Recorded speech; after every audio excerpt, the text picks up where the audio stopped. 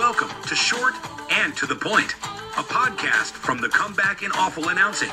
Here's your host, Jessica Kleinschmidt.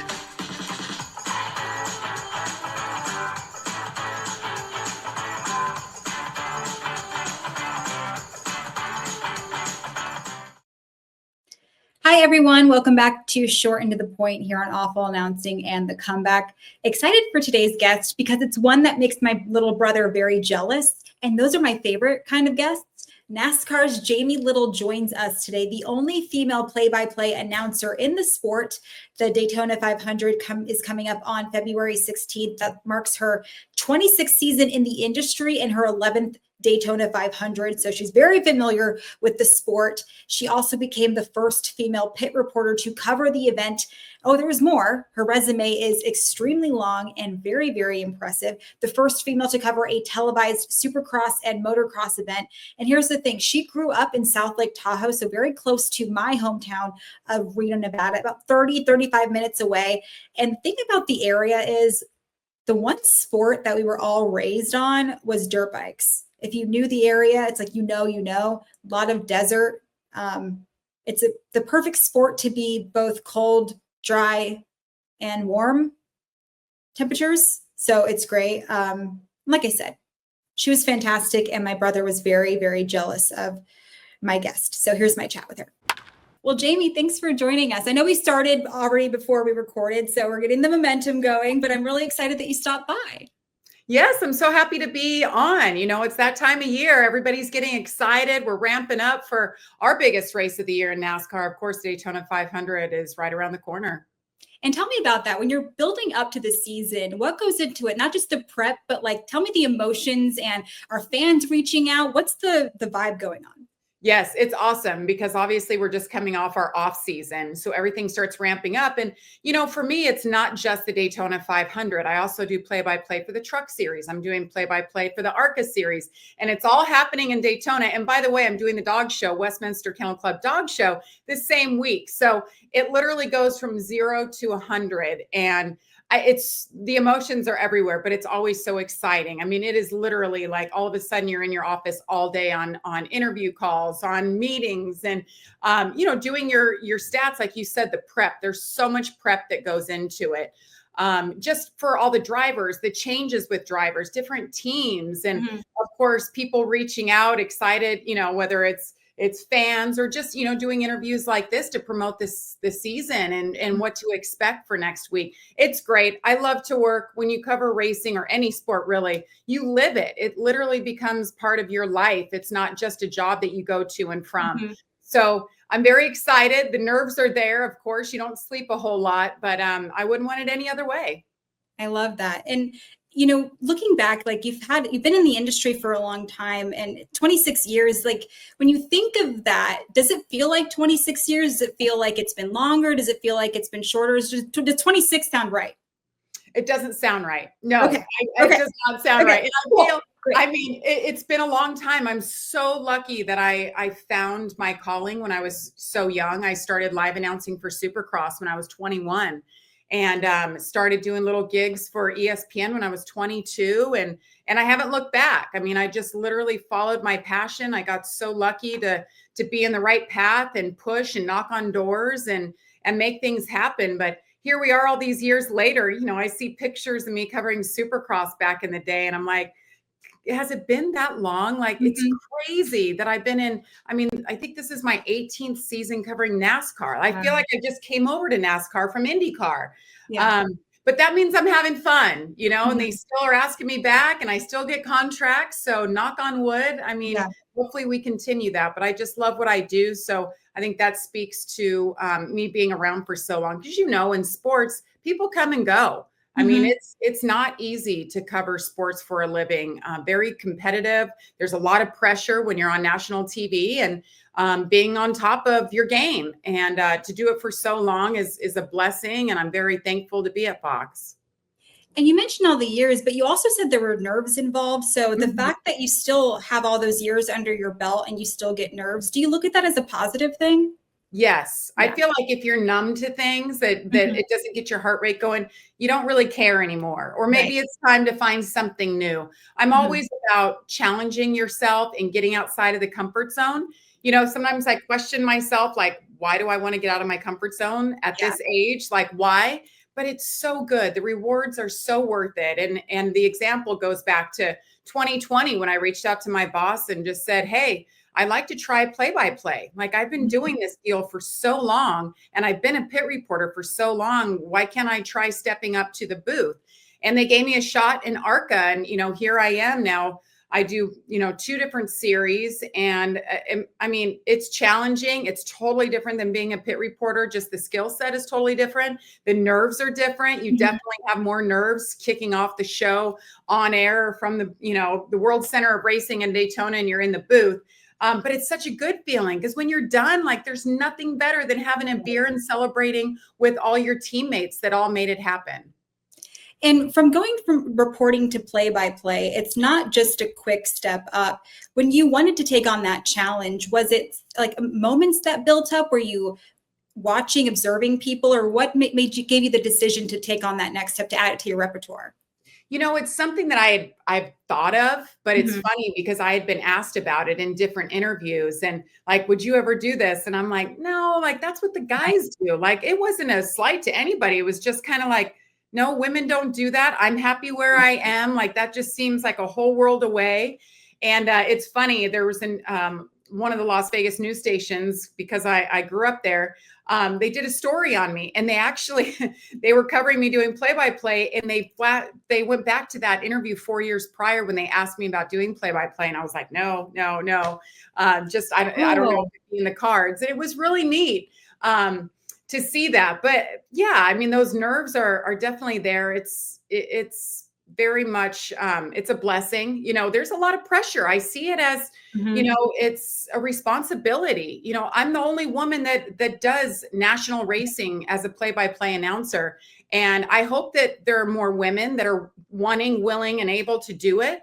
But we haven't seen that yet. And this is my 4th year of doing it. So, you know, I love it. I'm in a unique position, and I wouldn't change it. Do you remember your first assignment doing play-by-play? Is that one that sticks with you? And what was that like? Yes. And moving up to the booth, going back to your question. Yes, it was so different. But I watched past races. Of course, the ARCA series was something I never done before. So that was all new to me, learning just everything, all the drivers, a lot of prep. I actually did some like dry runs over Zoom with my play-by-play or my analyst, Phil Parsons. And so we practiced a little bit to get kind of a cadence and to understand. Just so weird. We're doing it on Zoom. Right. It helped. And there's no way to really learn what it's like until you're just there. It's like racing a car, right? You don't really know. You can do all the prep in the world, all the simulation, until you get behind the wheel yourself. You just don't know what it's like. And oh, girl, I had some nerves because there was so much media attention on it. It was like I was doing 6-7 interviews a day. I mean, it was, you know, USA Today and Forbes, and you know, it was fantastic exposure just for the sport and what we were doing. But oh my gosh, I was so worried, like, if I fall on my face, like, this is going to look bad for women in general trying to move up to this position. So I still see it as a major responsibility to show that, you know, if you want to do it, you work hard, you can be here too.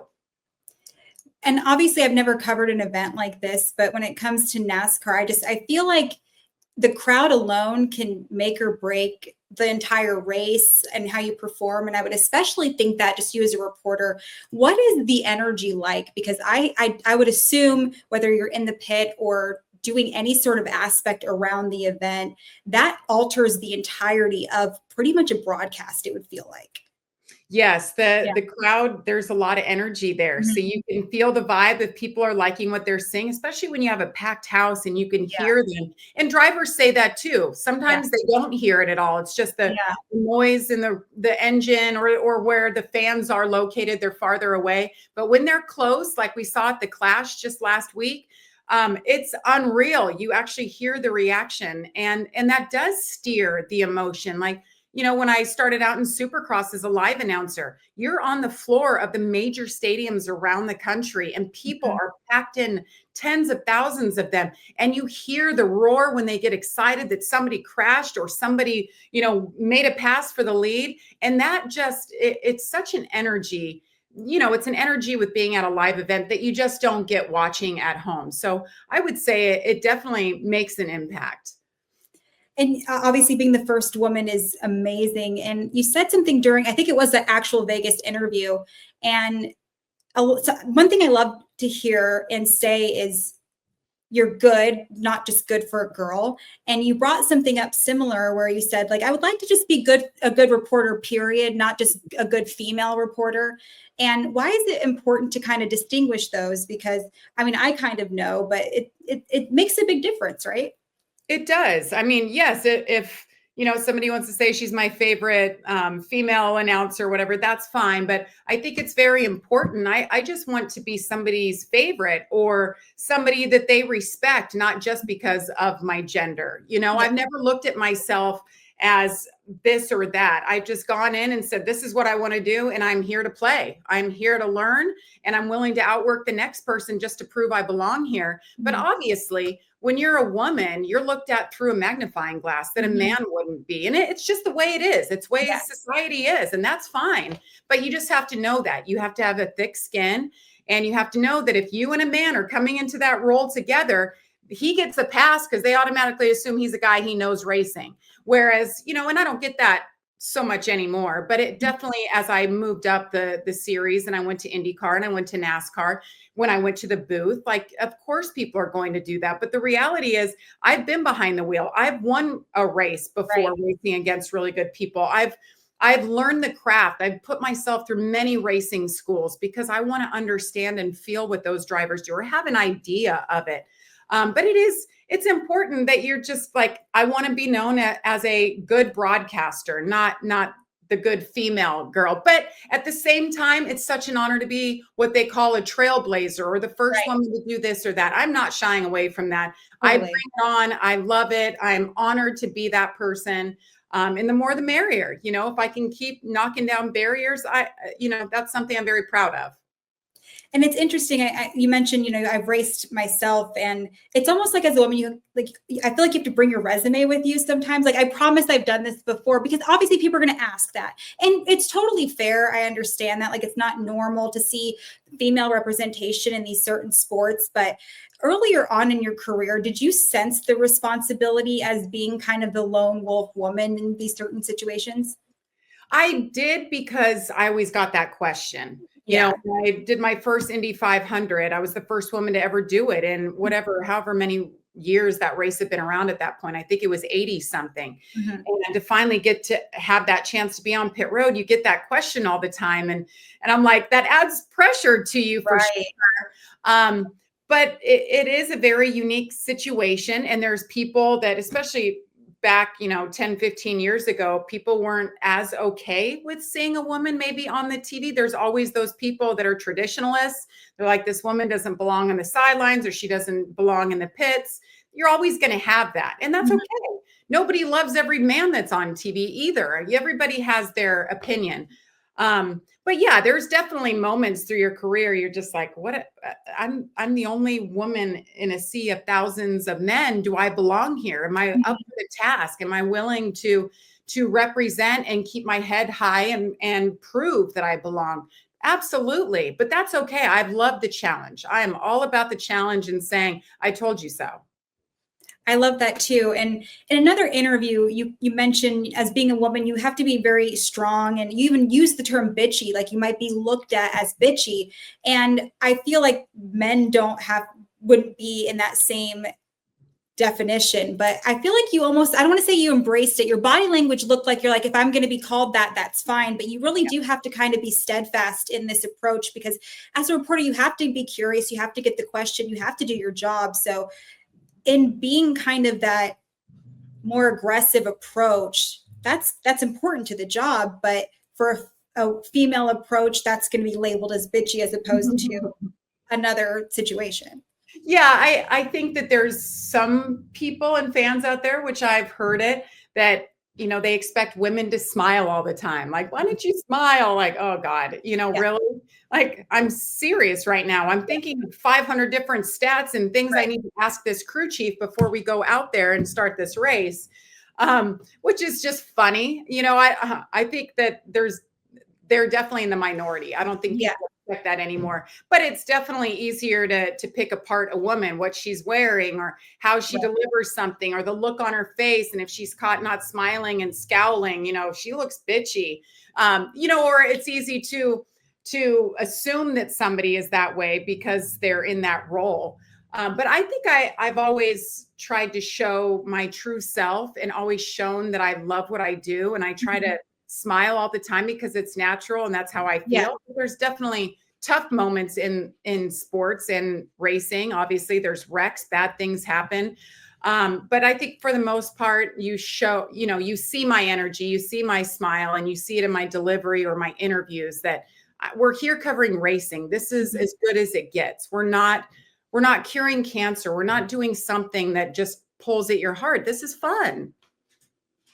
And over the years, since you've been covering these sports for as long as you have, just from a platform perspective and how we're consuming it, social media has obviously been on the rise. That you've seen different forms of how we watched and listened and consumed it all. When you have to move with the technology and how we're watching it and everything, what's it been like kind of embracing all of that from the beginning of your career? So different. Oh my gosh. The way I used to do notes and get stats and keep track of everything. I was cutting down trees. We did have to cut down the trees, make the paper. I remember that. Yeah. We don't talk about that enough. Yeah. Yes. And if you screwed up, it lived maybe on the internet there for a while. And now it's like your every waking move, everything you say, everything you wore, it can be out there for the world to see in an instant, and I learned that my second Daytona 500 pre-race. I'm supposed to interview John Cena and I'm walking backwards through the crowd and I turn and I keep talking and then they tell me to toss and I did. And I went, I never interviewed John Cena. Where was he? I slapped him with my ponytail as I was turning my head to turn around. He was behind me. And you just have to roll with those moments. It ended up going viral. It was on all the morning shows. I was like beside myself when it happened, but it was funny afterwards. Just one of those, those mistakes and things happen. Luckily, you can't see John Cena, so I'm sure people rolled with that. Yeah, I didn't see him. So what do you want from me? Right. And one thing that I thought was really cool is I'm a big proponent of writing. And I feel now that everything's social media, everything's, on video. But writing was really important to the beginning of your career as well. I think it's the one way of communication that I think even young people should embrace, as far as it's weird. People aren't even calling it journalism anymore. They're really staying toward communications and social media. Why do you think we should still keep using that, even though if you're just now getting in the industry? Yes, I've always said, and I didn't know, nobody told me this, but I kind of figured it out that when I went to college at San Diego State, I had to choose a major like everybody. And I went through them and I could have easily done television broadcasting. But to me, that didn't entail everything. That was teaching me how to do the news, how to be in front of the camera. And that's one of those things I feel like you either have it or you don't. I mean, you can fine tune it, but you're either comfortable or you're not, and your delivery is there or it's not.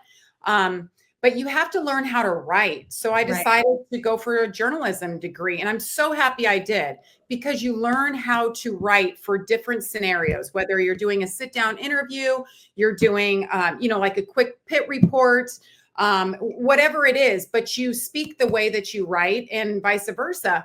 So that really helped teach me, how to trim the fat, how to be concise with your thoughts, which is everything in TV, because we don't have a whole lot of time to tell stories. So I'm very, very glad that I did that. And that's the advice I always give people. I was just talking to somebody the other day and they said they were getting their journalism degree. And I explained to them how important writing is. And to your point, this new generation, the way they talk, the words that they speak, they're not right. Like, they're not normal words, like BRB and like all these quick little, like, you can't write like that when you're in television or any kind of journalism.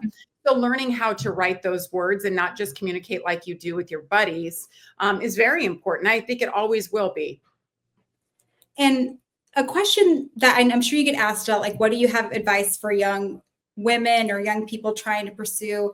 I don't like asking that question. The question I like asking is, when you do offer advice, what surprises you the most that surprises them? So when you're offering them advice and you tell them something, they're like, oh, I didn't realize that was something that you had to do to pursue this dream. Yeah, I think the amount of work, I think that the fact you don't just show up at the racetrack and get a microphone and start interviewing people.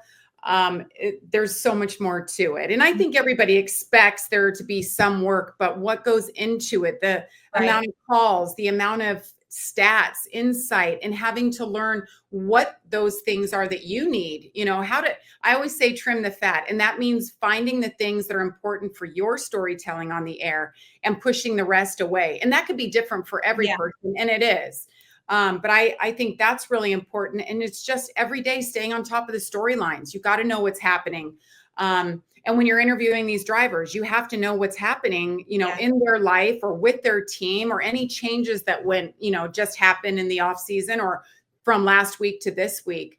So I would say the amount of work really, and just working your way from the bottom to the top, like I did, running around this country covering Supercross for $500 a whole weekend.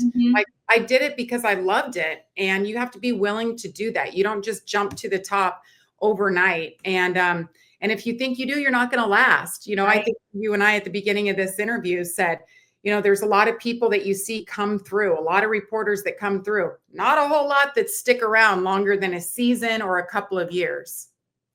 I feel like, and I always say, like, pull the tarp, and it reminds me of like the minor leagues, where no matter what job you have, if there's a rainstorm, you're pulling the tarp to cover the ground to make sure no water gets in. Is there anything like that you were doing behind the scenes that, I'm not saying you were surprised by, but from like a production standpoint, like, of course, we see you in front of the camera, in front of the microphone, but there were things you were doing growing up. Like, I wasn't anticipating doing this, but it certainly helped me. Yeah. I mean, I was so young. I was an only child raised by a single mom in Lake Tahoe. I lived there the first part of my life. And then I went to Las Vegas at 13. But I was a tour guide at a stables starting at 9 years old, which is so crazy. I have an 8-year-old daughter now. I can't even fathom that. But I worked at a stables in Lake Tahoe. We were open year round, and I'd go out and I'd take them out on horseback, and I'd take them on a guide for an hour. And then, I'd work for tips to help pay for my horse, because my mom would not pay his rent, or his board. I had to pay for that or work for it. And I think dealing with people from all different backgrounds, people that would complain, people that would lie, yeah, I've ridden a horse before, I'm advanced, and they never rode before. So the horse would buck them off, and I'd have to get on and show them that it's you, it's not the horse, kind of thing. But it's funny, being social at such a young age really helped prepare me for this job. And also just growing up outdoors and with horses and working, being around boys and liking, hanging out with the boys, being comfortable with that, I think really prepared me for this journey. And it's just something that I've always liked and totally been comfortable with since the beginning. And you mentioned South Lake Tahoe. I'm a Reno girl, and I told you that. And it's so funny because you were introduced to dirt bikes early on. And if you're from the area, if you know, you know. And so what was that like? Did you just see a dirt bike? You heard it? What was that process like when you were introduced to it? Because that's what started this whole process. It really did. My parents got divorced at 5, but before that, my dad had this dirt bike. And I remember anytime he would fire it up, the smell of the gas, I loved. There was something about it, and I wanted to ride it so bad. So he would take me on rides off-road, and I still remember to this day that feeling, that sound of riding on dirt and the feeling of being on a dirt bike. I just loved it. So I was that kid that, if somebody in the neighborhood had a quad or a mini bike, I was like, hey, want to be friends? And then I would go ride it. And I always enjoyed motorsports. And when I was 15, I had moved to Vegas already. And I met this guy, we went to school together, and he raced Supercross. So he introduced me to this whole new sport, and I thought it was the coolest thing ever. Suddenly, I took down my horse posters, I put up Jeremy McGrath posters and Jeff Emig. My mom thought, what in the heck has happened to my daughter? And that guy was Carrie Hart, who's married to Pink now. But literally, he introduced me to the sport and I loved it. And I remember thinking, I'm not planning on going to college. I don't know what I'm going to do with my life, but there's something about this sport and wanting to tell those stories. And there aren't any women out there that are like me that's a fan of it talking about it. So why don't I be that person? I remember watching an interview one day and I just thought, why can't that be me? So I literally started pursuing that. I moved to Los Angeles at 18 and kept those contacts, and one thing led to another. And from that, it's kind of cool because when you think back to like how this all started, and you just look on the TV and it's not as simple as like, oh, I saw her, why can't that be me? Yeah. And I don't want to say it's manifestation, but when you're able to look back when you were a little girl and say like, I was able to kind of be that person. And a lot of people can't say that, but is there like a comfort when you hear the sound because your dad made the sound and now you're able to like cover the sport? Does it kind of like, you just feel more comfortable in an arena or around the dirt bikes and all of that? That's kind of feel really cool.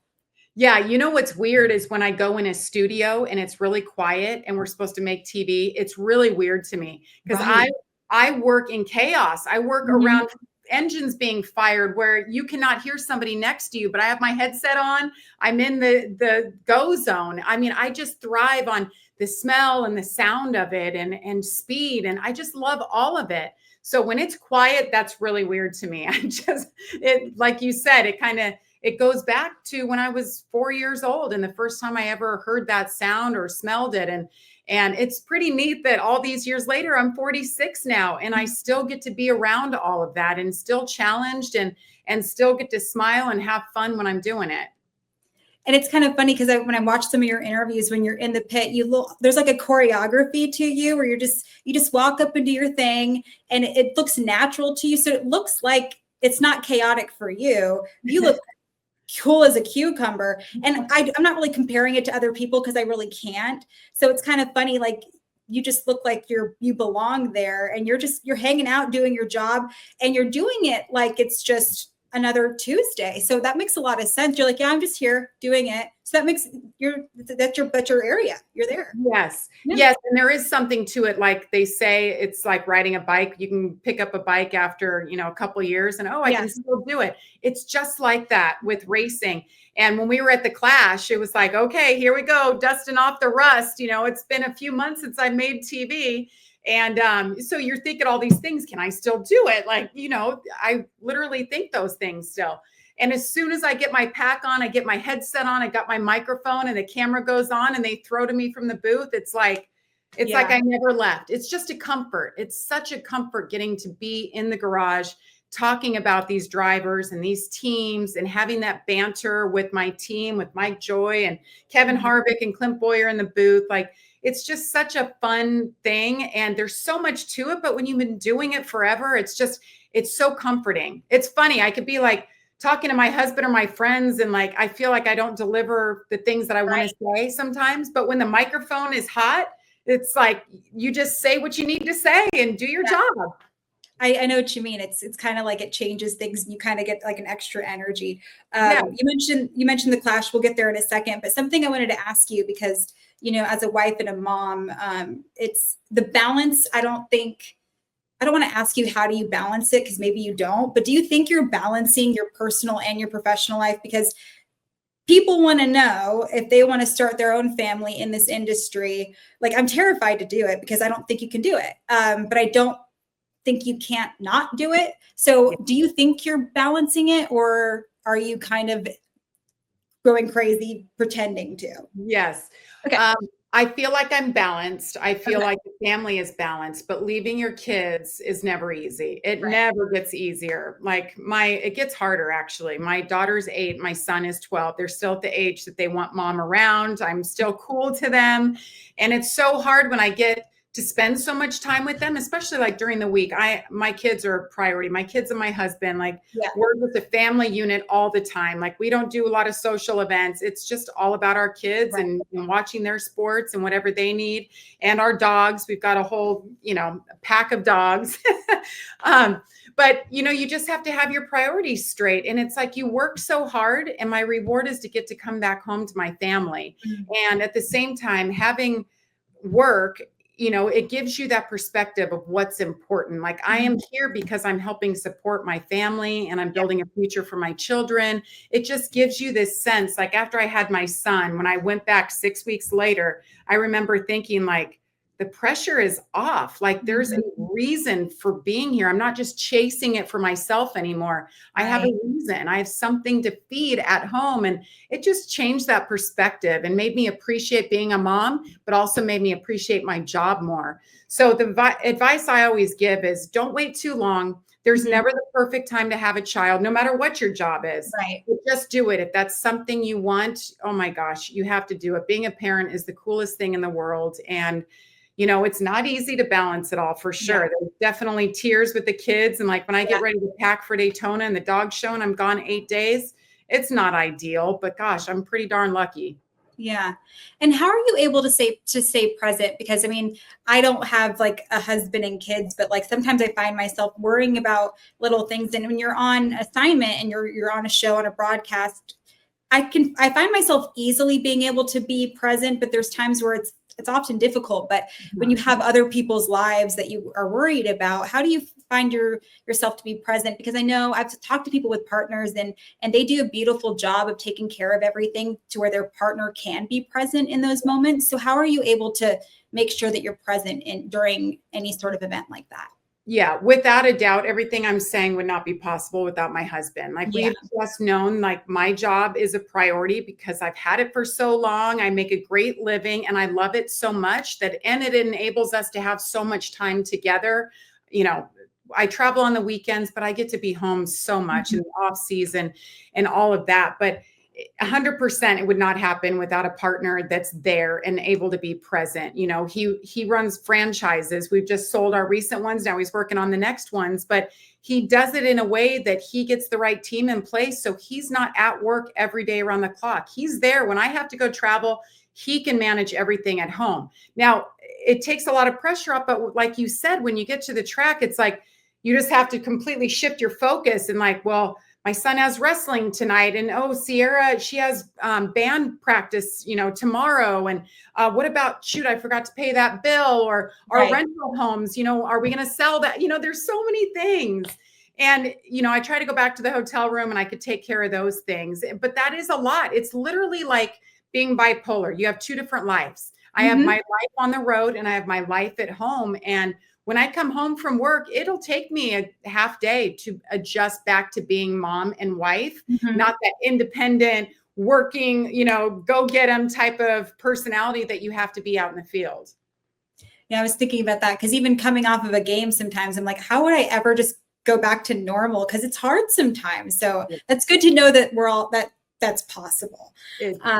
Definitely. I want to talk about the Clash because it's just kind of, I love the setting of it all and how intimate it is. And I just love the way that the drivers appreciate it as well, and seeing the fans react to it. When you're covering an event like that, and obviously an exhibition race compared to others, how do you compare those? Because obviously, like I mentioned, the fans and how more intimate and I wouldn't say smaller it is. What do you like about those compared to some of the bigger races? Yeah, I think that the Clash is really fun because there aren't points on the line. It's just basically bragging rights. It's also, everybody's been pent up. They can't wait to get back to the racetrack. It's the first race, unofficial race of the year. So everybody is kind of unloading their latest, stuff, their teams and all of that. Their haulers are newly painted and their fire suits are all brand new. And the Clash was really amazing because we went back to such a historical place that literally was built after World War II. I mean, it goes way back generations, back to the Cup Series in the day. Some of the biggest names in NASCAR raced there and won there. And we haven't raced there in 53 years. So to bring it back, it was just like a full circle moment. And the fans and the electricity that they brought, like it was a really special night. Would I want to race at a quarter-mile track for a points race? No, I don't think you can do it. We had 23 cars on the racetrack. We can't run 36 or 40, I think, in my opinion, and actually get a whole race in. But it's a great one-off. I would like to see the Clash move around because it's that one race that we can take to people that don't know about NASCAR. Let's take it international. Let's go to Brazil. Let's go to London. This is our chance. Let's show them what we have. So hopefully they become new fans of the sport. So it was really fun. It was a perfect way to kick off the 2025 season before everything gets serious and all the heads are down and working hard. Is that something like, I would assume it'd be somewhat easier to kind of take that international because it is kind of a small venue, and because of how intimate it can be, I think that would be very successful to move it around. Yes. Well, we saw that in Los Angeles at the Coliseum. You know, you can't take NASCAR downtown Los Angeles. You have to be somewhere. We raced at Fontana. That's like on any given day, it's an hour away from downtown Los Angeles. So, and you could race at a bigger track. It doesn't have to be a short track like we've done the last few years. So, I mean, they can do whatever they want. NASCAR, I feel like it's a clean slate. Let's just move it around, not do the same thing over and over. But it was really neat at Bowman Gray Stadium with the fans. You said we're so close to the track. That's not normal. So you can really hear their excitement when there was a crash or somebody got into somebody or there was a pass. The drivers were feeling it. But the driver introductions, you know, they put the lights out, they had pyro going, they had a flyover with like sparklers. And we don't do that normally because it's racing during the day for the most part. It's very grand. The fans are far away. So you couldn't do that in a normal setting in NASCAR. So it was all very special, something so unique. What about for you and the other broadcasters? Because like you said, it kind of gets you ready for the season, your tails wagging and everything like that. Get you ready for everything that gets started as well. Yes. Well, you had asked me earlier about like how social media and just this digital age has changed. And I used to use all those notes and I use this now. My iPad, I literally, everything on racing and every series I do is all in there. And it has been a game changer. I went all digital last year. It was like, just go in the deep end. Let's just go. And committed. And it's just been the best thing. You can, you know, look through any stats that I want from like Daytona last year. Boom. I've got it all right here. So this weekend or last weekend, when we went to the Clash, I was able to talk to a lot of those crew chiefs and drivers and take some early season notes, got them all in here. So that kind of takes a little bit of that pressure off once we get to Daytona. And for Team Penske, they've been obviously very successful. What has made them successful? And obviously we don't have a crystal ball, but what do they have to continue building off of to maintain that? Oh my gosh, that team is just, they're such an amazing empire, you know. Unfair. Why even go up against them? Yeah. I know, right? It's just all Roger Penske. It starts at the top and what he expects. He is so professional. I mean, everything. You don't find a spot of dirt anywhere in any of his race shops. And you just see the way that every one of his employees dresses, they're tucked in. When you interview one of their drivers, they take their glasses off right away. Very respectful. I mean, it's just, he set the trend years and years ago from IndyCar, brought it over to NASCAR. And it's the partners that he brings in. It's also the business to business that Penske does across this country. He brings in big sponsors like Shell. That enables them to have everything that they need to compete and to win. And they find a way, not to mention, he has a knack for getting the right drivers. You know, look at Joey Logano. He gave him a second chance at his career. He's a 3-time champion now. And last year we weren't even really talking about Ford other than the fact, like, when are they going to win for the first 13 races of the season? And Joey Logano was right there too. We're like, where's Joey? He ends up coming back and just putting this run in the championship and getting the championship again. It's just like, that's just Team Penske doing Team Penske things. And you mentioned Logano and the second chance. It's interesting because like the media gave him this villain status and he didn't necessarily deny it, but he did say, you know, I'm not going to take any crap. Do you think some of the success is like having him race with a chip on his shoulder? Because I feel like sometimes that helps an athlete or a racer in those types of situations. Well, I'm of the belief that you're not supposed to be friends with your competitors. I just don't think that's good. I don't think it helps the product on the track. And I've covered series where you have the cliques, where the drivers are all buddies. And it gets interesting when they have incidents on the track. But Joey is one of those guys. He is so committed to racing. He loves racing so much. He loves racing more than anything beside his family. And he does not want to be friends with anybody because he doesn't want to deal with the drama on the track. Like, he is going to beat you no matter who you are. And people think that he's two-faced or that he's, not who he appears to be. Yes, he very much is, but he's a racer and he's that competitive that when he puts that helmet on, like, screw you, you are not my friend. We are not here to hang out on the track and play around. I'm here to beat you and win the championship. And when he gets out of the car, like, Joey is the number one guy that I go to because he will give you something. He will let you interview him if he just wrecked, if he just won, if he's about to get in his race car, if he just came out of the medical center. That's somebody that I always look to. Who's that person that's going to give you good content no matter the situation? Joey is the guy. He just gets it. And from that perspective, he's real. Was he, like, the overall media, maybe the fans, were they embracing that and kind of looking at it in more of an authentic way, or were they still kind of viewing him as in a negative light? Well, it's funny. If you go to a race, you hear the cheers and the boos. Yeah. Kyle Busch used to be the number one boo getter. Denny Hamlin's pretty much up there now. Joey Logano's right there, which is so crazy to me. Like, I get Denny. Denny's like, he's got this air about him, which I love. He's like the gift that keeps giving. He always has, a quote that's going to get us talking and stories and all that. But I can get why people boo Denny. Yeah.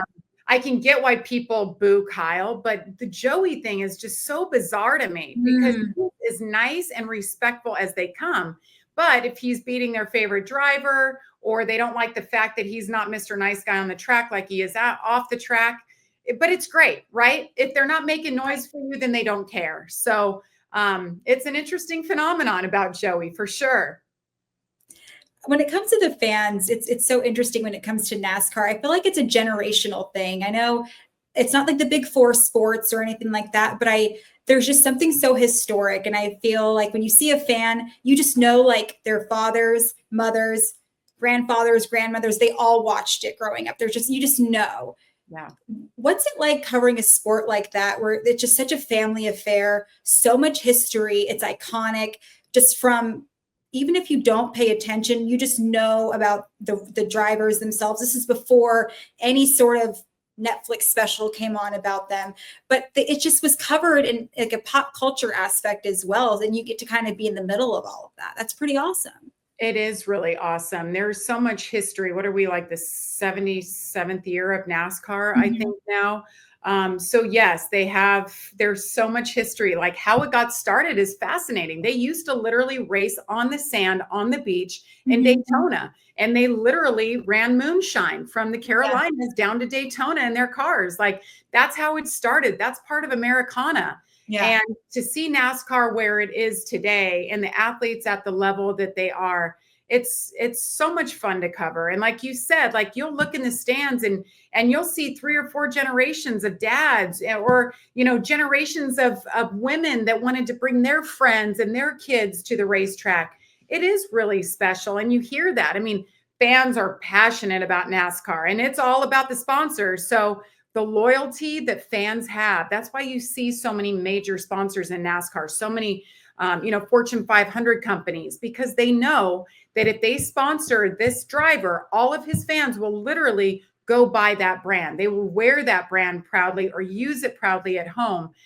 So that's an interesting phenomenon, I think, that other sports don't have. And last, before I let you go, I think another thing that I really, really love about NASCAR, it's like, it hasn't changed over the years. And I don't mean that necessarily with the sport itself, but just the way that the fans are embracing it. The coverage is the same. And like, you see the legends are still there and they still embrace it, even the people that are now on the broadcasts with it. And I think that that's so important to have a sport like that, because even while everything's changing, and I don't just necessarily mean that on the coverage itself, like, we're always growing as a society, and obviously things are changing overall in the world, but to have something that stays the same, I think is so important in something like that. And I don't think we have to worry about NASCAR changing to a certain extent. I think that's really important as well. Yeah, and NASCAR definitely stays true to their roots, but at the same time trying to grow and expand and open their arms to new ideas and new ways of doing things and new drivers, because you have to. If you want that younger generation to come in and get hooked, you got to change things up. But at the same time, you've got this older generation of fans that have been there their whole life. So you don't want to alienate them either. Right. So it's a fine line that NASCAR, sits on. But I think seeing things, like going to the Clash at Bowman Gray, that is just paying homage to the history of NASCAR. And that is the perfect way to introduce it to the younger fans, people watching at home, like, what is this place? It just looks amazing. And then we kind of trickle in some of the history of the sport. I think it's really a fun spot. It's a great place for NASCAR to be in. I think continuing to push and change up the schedule, going to new tracks, taking NASCAR to places we haven't been is very important, while also staying true to the roots, when you're racing at the Martinsvilles and Bowman Gray for a one-off race. I think, that's important to kind of weigh the old with the new. Jamie, this is amazing. Thanks so much for your time. Thanks for having me. That was my chat with Jamie Little. I love having guests, like I said, that my little brother is very envious of. And thank you to her for stopping by. And thank you for listening to Short and to the Point. And we'll see you next time. Want even more short and to the point? Follow Jessica at Kleinschmidt JD and head over to thecomeback.com and awfulannouncing.com.